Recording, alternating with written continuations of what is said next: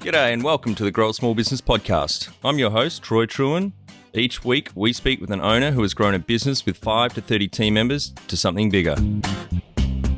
Diving into their numbers and unearthing the pain they've experienced, we explore what they did to overcome each barrier and what they would do differently from day one. Let's get into it. Welcome, everyone. Today I'm interviewing Chad Price. He's a serial entrepreneur based in Austin, Texas, United States. Thanks for your time today, Chad. Thank you for having me. Nice to meet you.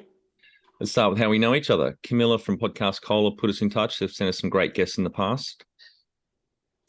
Yep, I work with a organization that helps me kind of book different podcast hosting and different kind of chances to speak about my story and speak about the businesses that I work with. Great. Well, tell our audience a bit about your business. I know you've had quite a few businesses. Maybe do you want to focus initially on the main business or two that you've got at the moment, and also touch on your book as well? Sure.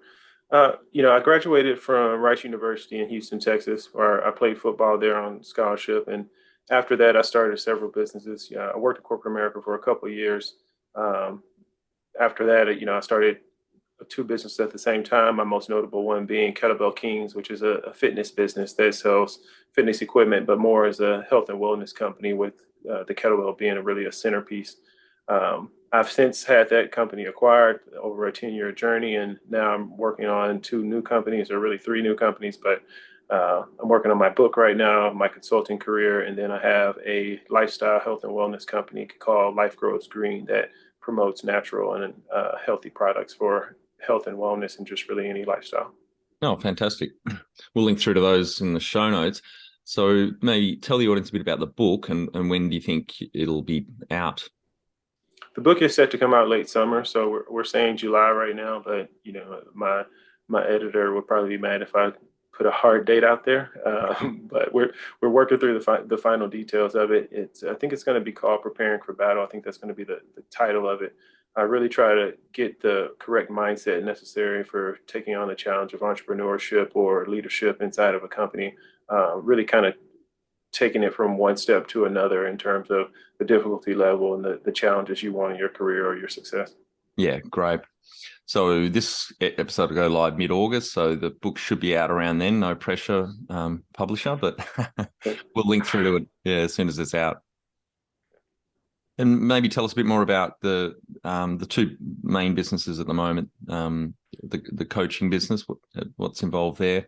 So my consulting business is basically, I consult with businesses on a lot of, entrepreneurship type of topics, branding, e-commerce, you name it when it comes to kind of modern day businesses or operations necessary for setting up the infrastructure for those businesses, building online communities, different things like that.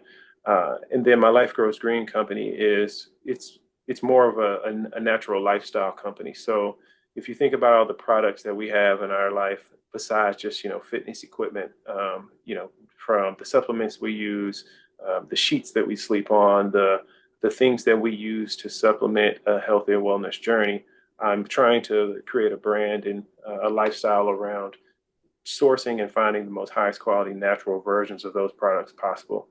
So it's really a green and natural brand. We have hemp and CBD products. We have sports-based creams and salves and different things like that.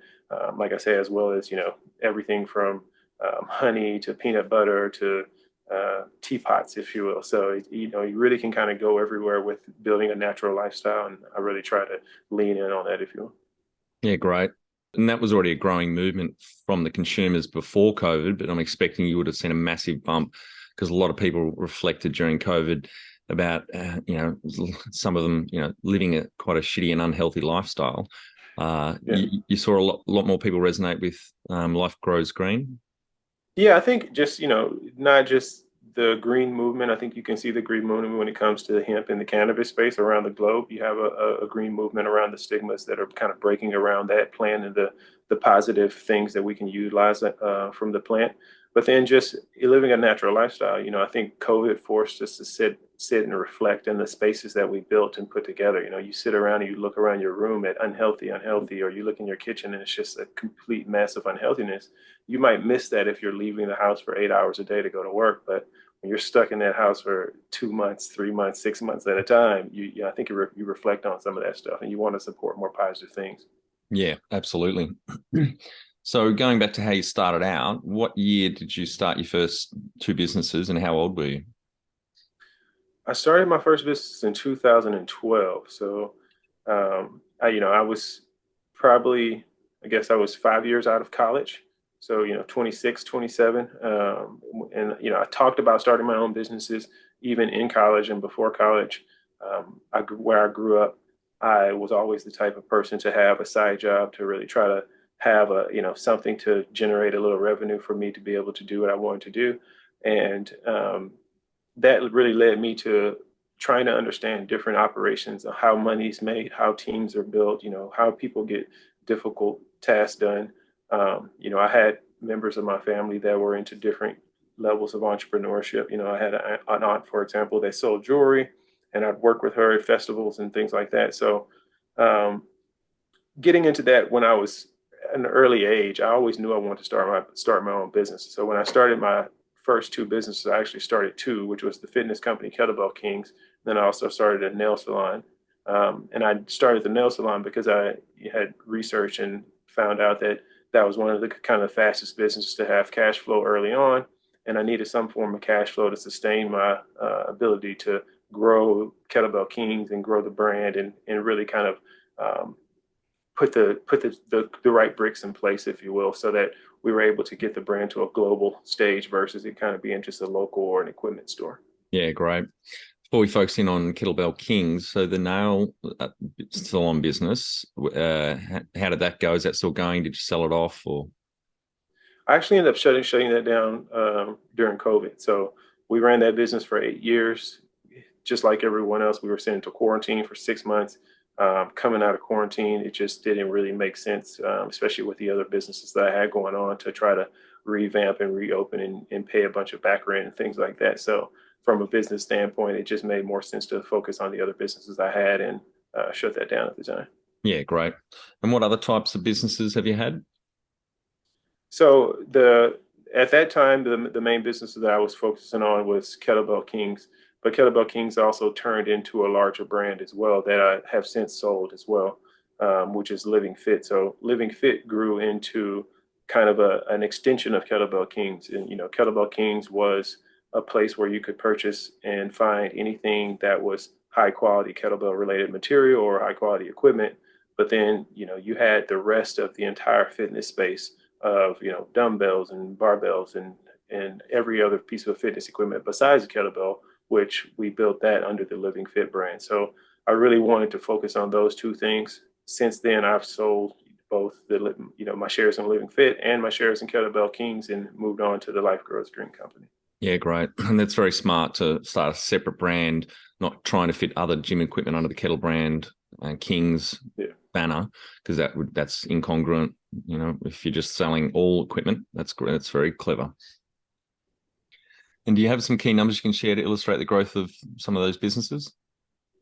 Sure. We started the business from scratch. So, I remember the first year we did maybe I think 67,000 in the first year. And to us that was a big deal because no one knew who we were, and it was a big thing for anyone to purchase from us. Every single sale meant something to us. Every customer meant something to us. But we kept kind of doubling and putting the money back into the company. Heavy inventory based operation at Kettlebell King. So almost every single dollar goes back into financing the growth of the company and buying more inventory. So that really led to consistent growth. We got it to the point where, when we sold, we were upwards of 5 million in sales. Wow. Uh, and doing business in, I think at that point we had sold to 80 plus countries. And we had actually established a footprint in, not just the United States, but also in Europe and Australia. So we were kind of positioning ourselves for a global launch, and the acquisition was a part of that process. So, really trying to find the right partner that can come in and not only finance those efforts, but also had a network on the ground to really drive that growth. And how many at Kettlebell Kings? How many full-time equivalent team members did you start with, and where did you get to when you exited? Was it 2021? You said you exited. Yep, the very November of 2021 Yeah, was the beginning of the exit, and we started a 3-year acquisition at that point. yeah. We started the company with 3 of us. So it was two of my buddies from college. One played football with me at Rice, and another was best friends of a guy who played with me. So, kind of close friends in my network. We had put a team together. The 3 of us were kind of the finalists, if you will, of us going out and trying to find people who really were interested in starting their own business. Um, so, we all had corporate jobs when we started. And as we grew into the company and the company needed more effort from us, 2 of us ended up kind of working at the company full time. And as we grew that to, let's say over 3, 4 years, we started hiring 1 or 2 employees at a time. At the time of acquisition, we were up to, five employees and uh, maybe eight or nine different vendors and probably 30 40 member teams and just kind of managing those meetings throughout the weeks. So including the three founders, you had about 8 full-time equivalents when you got acquired. Yeah, probably around that. Yeah. That's great, fantastic. That's amazing growth over 10 years. Yeah, I mean, for us, we were fortunate to have a community and a brand, and it was very interesting growing the company and finding employees. A lot of our employees we hired straight out of college. Some of them we hired them while they were in college, and then because they were such good employees and loved being a part of the brand when they graduated, they just grew into kind of more authoritative roles and more responsibility, and it worked out for everybody. So we had a pretty good team at Kettlebell Kings over the 10-year period. Yeah, fantastic. Similar journey to myself. I think I was about 26 when I started my first 2 companies in 1999. And my co-founders and I, we poached a few very smart university students who were still studying at the time, and 2 are still there at that company now, 24 years later. The CTO and I think the general manager are still running the show. So yeah, it's very smart to get young talent Yeah. still at uni. Yeah, no, I think we went through quite a few hires to get there. So, Yeah. one of the worst things that probably ever happened to my partner and I is we actually used to have to send the kettlebells out ourselves for maybe the first 5, 6 years of the company. We would hire someone, but at the end of the day, we were ultimately responsible for making sure things got out. So if someone called in sick, someone wasn't there, it was always up to us to step up to the plate. And we had a couple of employees no show us on Black Friday, which is the busiest day of the year. And it was just my partner and I in there till, midnight packing up kettlebells. Like, do we really want to do this anymore? But, I think those types of experiences build your team and, build character inside the company and you really make you stand apart as a company. So, Yeah, absolutely. You would have been exhausted by the end of that day on Black Friday. yeah, no, it's definitely a workout. You have to have the correct mindset if you want to work in a kettlebell warehouse. It's not for the faint of heart. Mm. And you played college football. Correct. I've always been wanting to ask someone that's played it. I've been to a game when I was in the US. It was great. But what's with all the padding that you guys wear? Have you seen an Aussie rules game before AFL? Yeah, we actually sponsored the rugby team here in Austin. So yeah, I'm quite familiar with the games, and I'm familiar with the sport somewhat. I'm not very familiar with the rules. Never had a chance to play myself, but I definitely see the similarities between that and football. Yeah, Australian rules football is different to rugby though. Yeah, we don't wear any of that padding and helmets. And it's bizarre to me that you guys take half the team off, and then put the offensive on. Defense comes off. I've just never really got into your football, but it's yeah. No, I stand corrected then. I guess I have never seen it. Yeah, I guess I have never seen what you're referring to. I thought you were referring to the rugby league that you guys have. We basically, yeah. I love all contact sports, so for me, I'm sure I would find it very interesting to not I'll, wear pads. I'll send you a short clip of Aussie rules AFL. We call it here.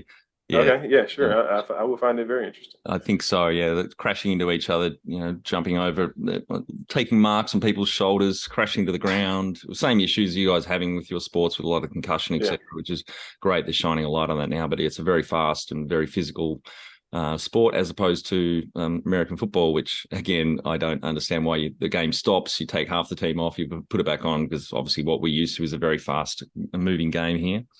Yeah. It's more like a military type of type of Yeah. strategy. So, you get a spurt of a play and then everybody resets and you get to spurt again. So I think that's just part of the strategy is more militant. Yeah, a lot more about strategy like rugby is compared to Aussie rules, which is just a very fast flowing game. But yeah, I'll send you a Yeah. clip. I think you might be surprised. When was the moment you felt like you had succeeded? Sometimes I still don't feel like I've succeeded. So Mm. yeah. I mean, what is success, right? The life question. Um, even when I sold the company, I still, like in selling the company, okay, now we're selling the company to this, we've made it, it's a 10-year journey and the culmination of all our dreams. And now we want to grow globally and we want to see it blossom into something bigger. So I never really look at things as have I succeeded? I think I find more comfort in knowing I'm going in the right direction. Things are getting, gradually better. Things are gradually improving, whether that's my personal finances or my physical health, the health of the business. It's so many different ways that you can kind of measure going in the right direction. So I really just try to lean into to that part of it and not really focus on, when I've made it to some kind of imaginary finish line, if you will. What does success look like to you now? For me, success looks like having the businesses kind of globally recognized. I think that's probably where I put a lot of my success if I'm trying to measure for my own person. I think I've done that in the kettlebell space. I don't know how much credit that gives you on a global scale, but I think having a real brand to me is something that's globally recognized, or at least nationally recognized as an authority in that field. And that's what I'd like to be with any business that I'm in, and any team that I'm a part of. I always wanted to try to reach for that top 1% and be recognized as an authority in that space. Number one thing you'd recommend to marketing a fast growing business? Listen to the customer. Um, Survey as much as you can with the customer. Don't put your ego in front of what the audience is telling you. I think a lot of times people try to reinvent the wheel or try to think that their idea or way of thinking is the way of thinking. And I think there's more people who think unlike you in this world than think like you. So if you listen and become an expert at taking the feedback and turning that into services or products that people want, I think you'll get a lot further than trying to predict it from your super intelligence that you may think you have. Yep. And how did you fund your businesses? The hard way. It's not. Yeah, it's not recommended. So, and I say that jokingly, but I think it does make you appreciate dollar and the decision making process a lot more. So, my business partner and I, when we started the company, we didn't even know what product we wanted to use or sell. We just knew we wanted to have some type of e-commerce experience. We could tell that you didn't need to have a retail space anymore in order to have an e-commerce or even a brand. And we wanted to do that with some niche product. Kettlebells was on a short list of products, and we all put $10,000 into an account together. I think it was $30,000, and our initial order for the product that we purchased was $27,000. So we were left with like Yeah. $3,000 to start the business. Yeah. And yeah, and from doing that, that's how we started the business. So I think we may have, we put in a little bit more money over the course of the next 6 months to a year to keep things funded and keep things going. But it was just a matter of taking that money, making smart investments, and literally putting everything back into the company. We didn't pay ourselves for the first 5 years of the company. I don't think most people can afford to do that, and that's definitely not recommended because of the situation we all individually put ourselves in, whether that was through having a full-time job or, like myself, starting multiple businesses at once where I could kind of have another stream of income. We were able to do that. But looking back at it in hindsight, we probably should have went out and raised $1 million year 2, year 3, and a couple $1 million even, and really put the pedal to the gas, to the metal, I should say. But hindsight being 2020, I wouldn't change it. I think those experiences made us tougher for having gone through them. So yeah, didn't take any other investors on until obviously you got acquired. That's great. Yeah. And the acquisition wasn't even, when we got acquired, it's not like we were looking to get acquired.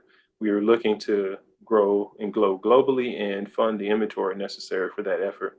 And if you're an inventory heavy based company, if you want to do millions in sales, you have to have millions in inventory, and that money has to come from somewhere, and you don't necessarily get that from just growth.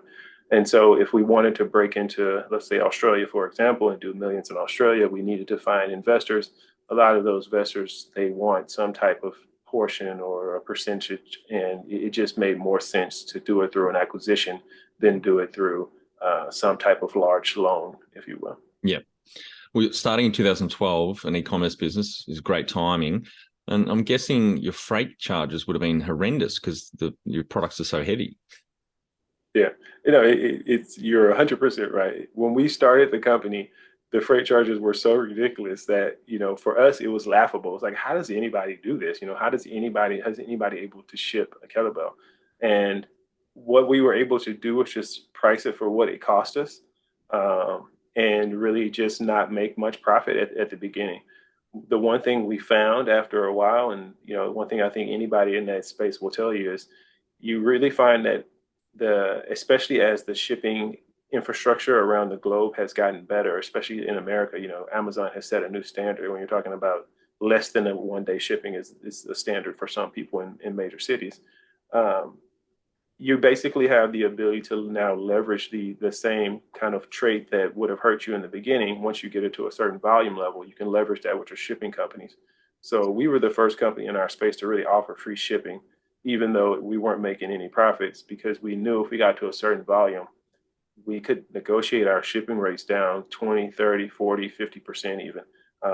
When we sold the company, we had our negotiate our shipping rates down like 65, close to 70% of what retail rates would be. Wow. And that's just because we've set up the infrastructure, and now we realize not only the volume and the worth of our packages and our business, but we understand the business of shipping, and that the carriers themselves, they max out trucks on volume, not weight, most of the time.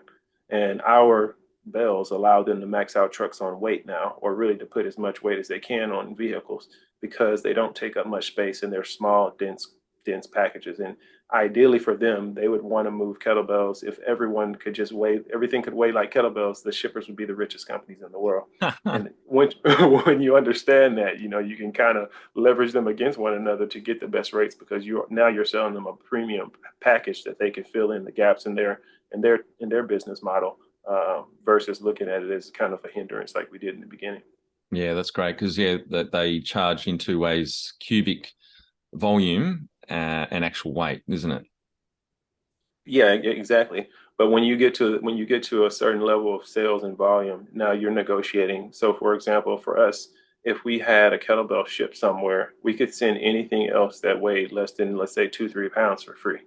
Right. And that's the type of stuff that other companies don't necessarily have access to. If you're a jewelry company, you're paying $9 a package to ship something, where we can send that same thing in our kettlebell package. And so now we can offer additional things that we can attach to a kettlebell purchase that is now shipping for free. And we're still continuing to build that volume and leverage that to continue to get every rate down lower and lower. So every time we renegotiate our shipping rates, it's honestly the biggest contribution to the margins of our business every single year when you're talking about it from a P&L perspective. Yeah, very clever. If you were to start up today with plenty of funding, would you go into your industry?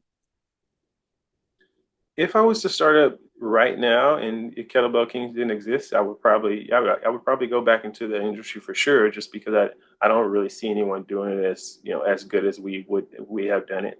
I think I don't think there's many cool brands who focus on fitness and health and wellness, especially when it comes to the home fitness and, let's say, the natural, dynamic movements.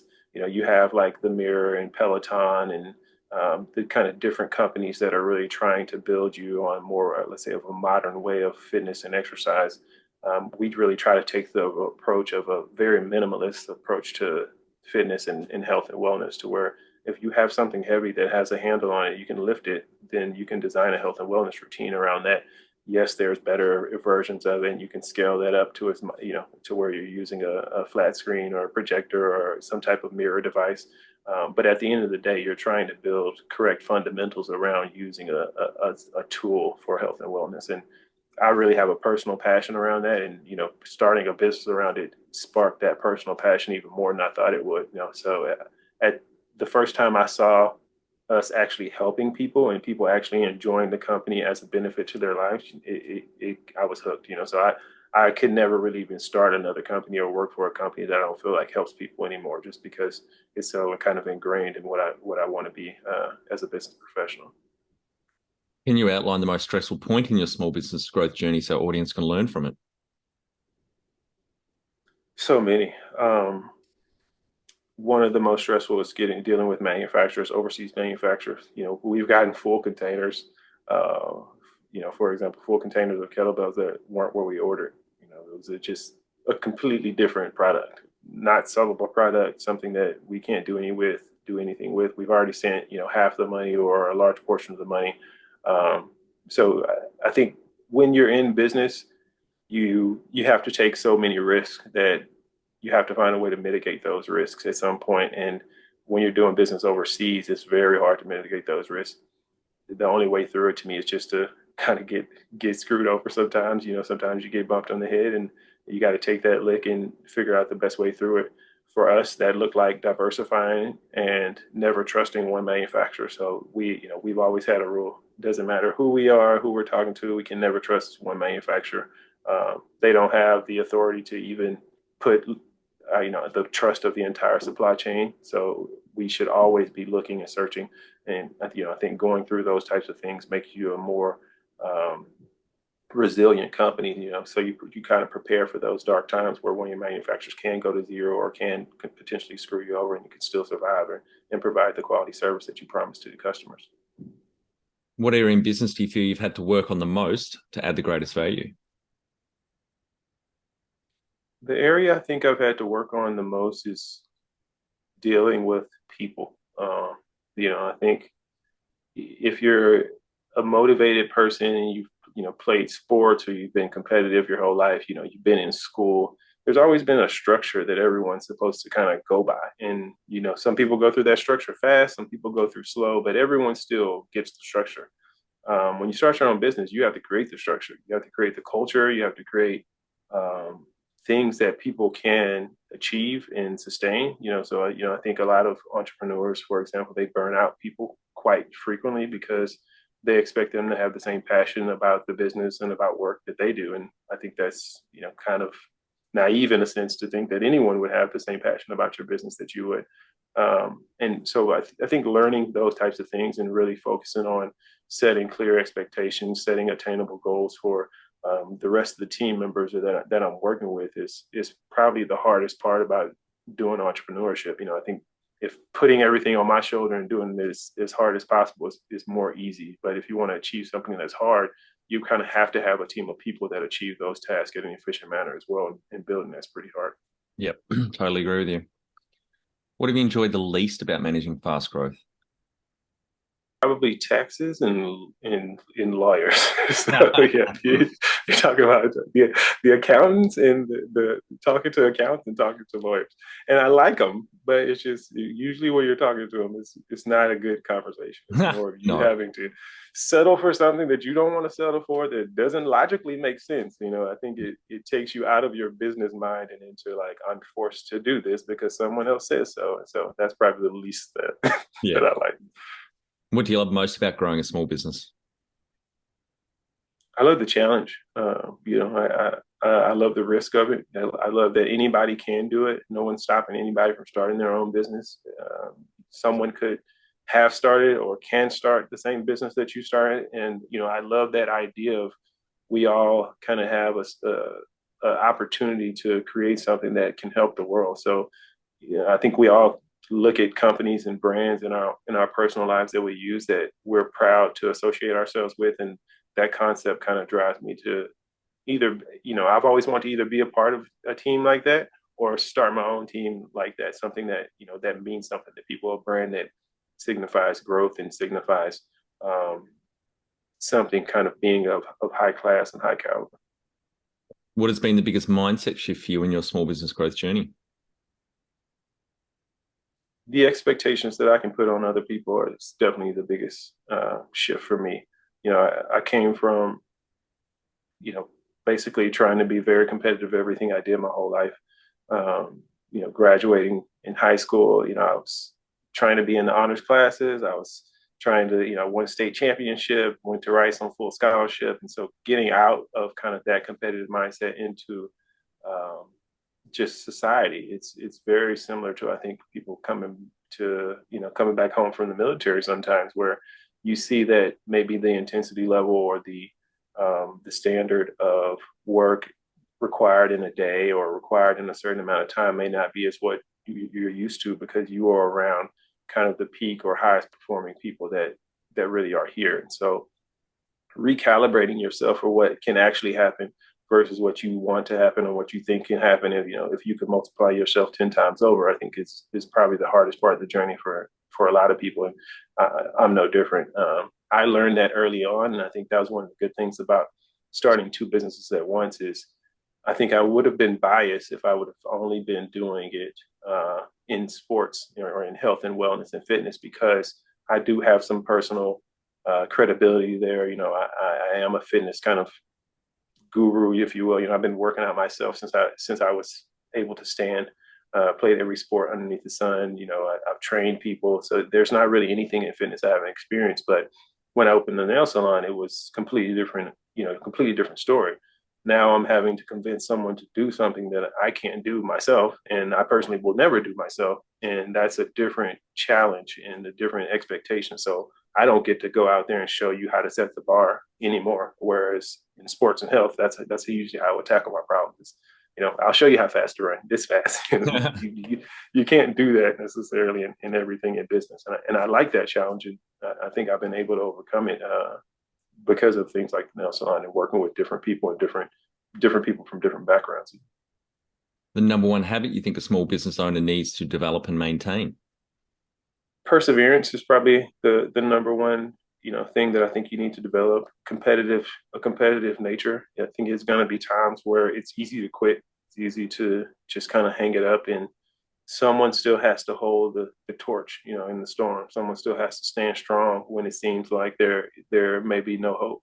I draw a lot of that from my experiences in sports when, I've seen teammates play their heart out when they know we're going to lose. I've seen, I've literally had teammates that have passed away, unfortunately have died, trying to give their all just for the opportunity to win something that, a lot of people would say is meaningless.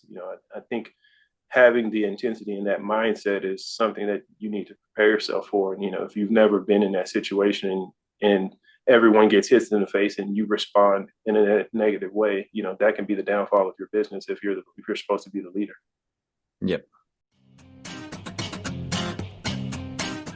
Jump over to growasmallbusiness.com and leave your details to get a short 2-minute email I send on Fridays to help small business owners like you become better leaders. I include some reading or professional development resources I've discovered in the last week.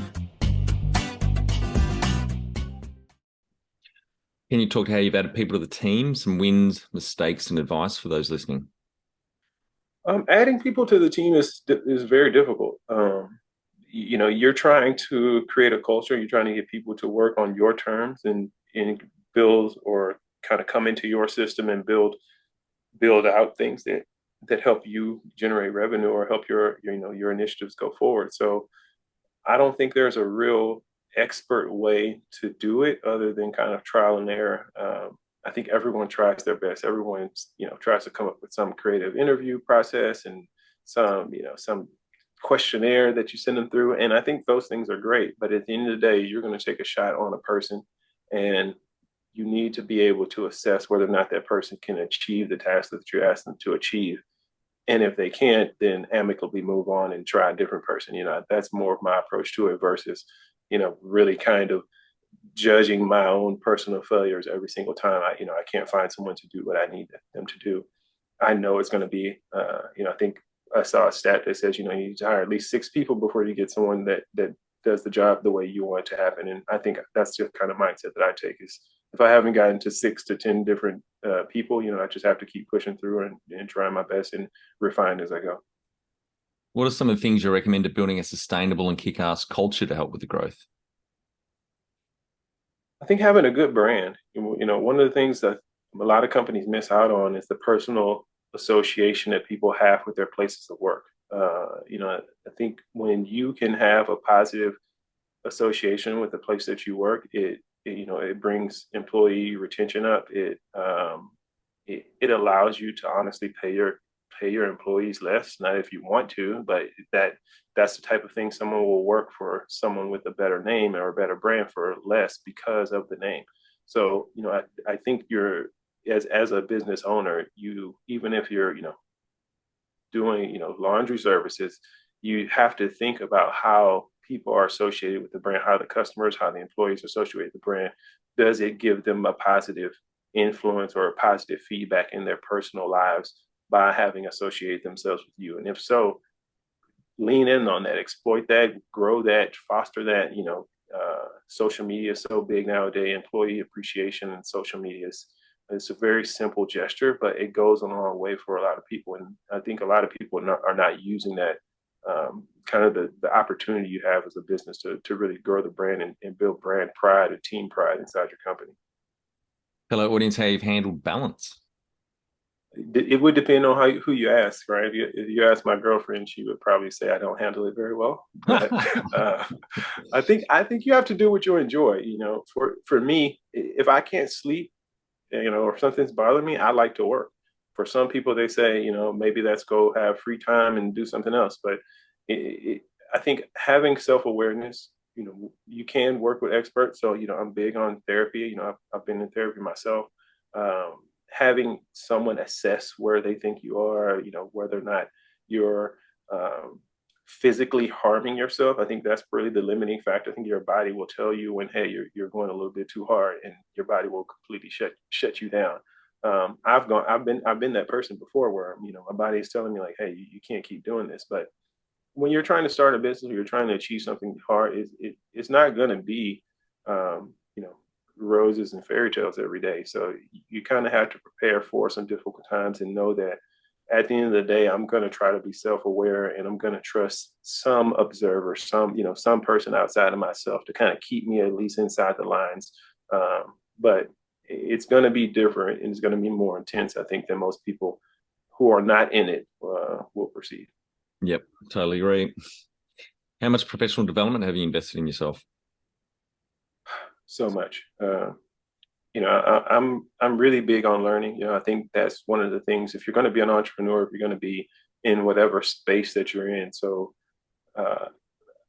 why would you be there if you weren't learning kind of on a daily basis? I don't really even understand the concept of companies that don't continuously get better at the things they do. So when you're talking about your own self-awareness and your self-growth, that is going to directly reflect how your company looks at things, how your brand grows. I encourage my partners all the time. If we have a dispute, I'm like, hey, we could sit down in therapy together and get through this dispute, because we're not stopping the decision making process because of personal differences. And these types of kind of just mindsets that you're willing to do whatever it takes to not just be the leader emotionally, but also be the knowledge base for the company or for the entity that you're building is crucial. So, if you can't do it, you have to hire somebody else to do it, but someone always has to kind of be that knowledge base. And I take a lot of pride in trying to be that myself. Have you had mentors or coaches along the way? I've had definitely people that I would consider mentors and coaches from so many different perspectives. When you talk about playing sports, you always have someone who's been in the journey before you. So, I have guys who are 2 years older than me, 4 years older than me, 10 years older than me. I actually had a cousin that went to Rice in 12, 14 years before I did. So, I have so many different people that, I can kind of reflect off of and bounce ideas off of when it comes to things.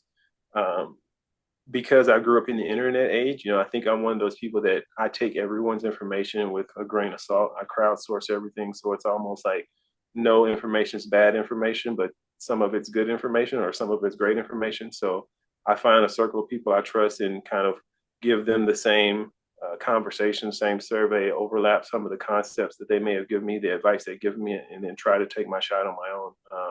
But I think it's important, especially if you're trying to be an entrepreneur, to find people in your network or around you that may have been on that path before and can help you, miss or prepare for some of the potholes or obstacles that may be in your way coming up. Did you have a board of directors or advisors at Kettlebell Kings? You would be looking at them. We kind of saw ourselves as the council.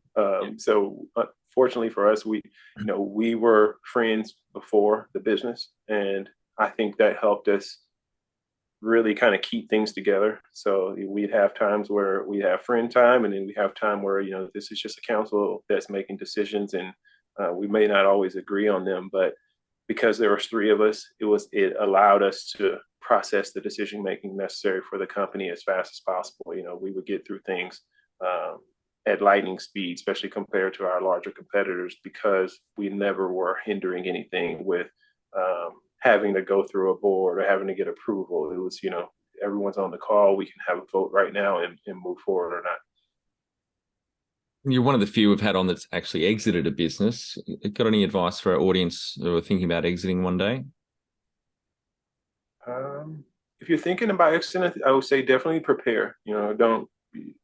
It's not a overnight, situation. I would say, give yourself a year, 2 years, even 3 years, even if you're trying to exit, set some clear goals, maybe even meet with someone. One of the things that I don't think people take advantage of a lot is you can always book someone for an hour to just kind of bounce ideas off of them. Even if it costs you $1,000 to talk to somebody for 1 hour, if you ask the right questions and you start preparing yourself for the next 12 months, those types of investments will go so far in setting yourself up for a proper exit. For Kettlebell Kings, and for example, we talked about us starting another company, starting Living Fit, and kind of that being an extension.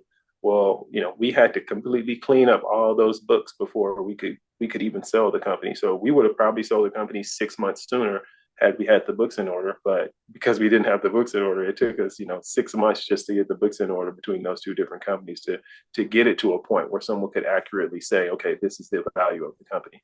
So just kind of thinking about what someone else, putting yourself in the shoes of the purchaser and trying to prime that for a sale is not the same as what's best for day-to-day operations on a regular basis. So those are two separate strategies. And I think, you need to evaluate and kind of have, at least them going in concert, if not only focus on one or the other. It's a good point you make about paying someone even a very high hourly rate to get their sage advice. They've been through an exit or two. There's a great website called clarity.fm. I'm not sure if you've heard of it, but you can get one-off coaches or experienced business people that have a very specific experience in a niche or a particular thing like an exit, even in your industry. So I'm sure, if the audience is considering that, they could pop onto that website and find an experienced business person that's in their industry that's already exited once or twice to get an hour or two of their time at a high rate, but highly valuable information will flow from that. Yeah. And one of the things that, I love, especially when you're in business, is you have so many people that you meet along the way that I guarantee you every single person, if you're in business, someone has exited. Someone would talk to you for free, but offering to take them to dinner, offering to buy them coffee, it would just be not only a boost to your network, but also a boost to the knowledge that you have around doing something. So if you're going to exit, I would just say prepare yourself. Start having those conversations now if that's what you're thinking about. If you're not thinking about that, we weren't thinking about that for years. We were, operational efficiency was number one, but there will be some differences between those strategies and some compromises that you might have to make if you're thinking about exiting versus operations only. All right, Chad, we're on to our final 5 questions. What do you think is the hardest thing in growing a small business?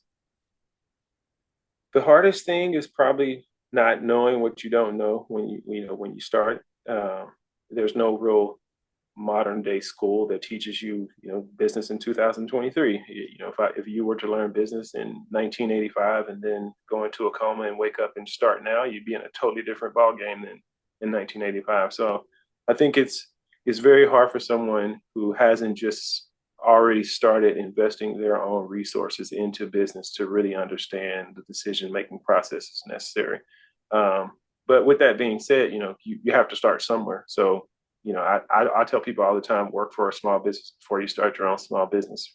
Find someone that you can support and you see their vision, you see their dream, and give them a year, give them 2 years, and really try to help them as much as you can, because just the learning that you'll get from that will, it'll do wonders in you preventing yourself from making a lot of mistakes, or accelerating your own personal journey.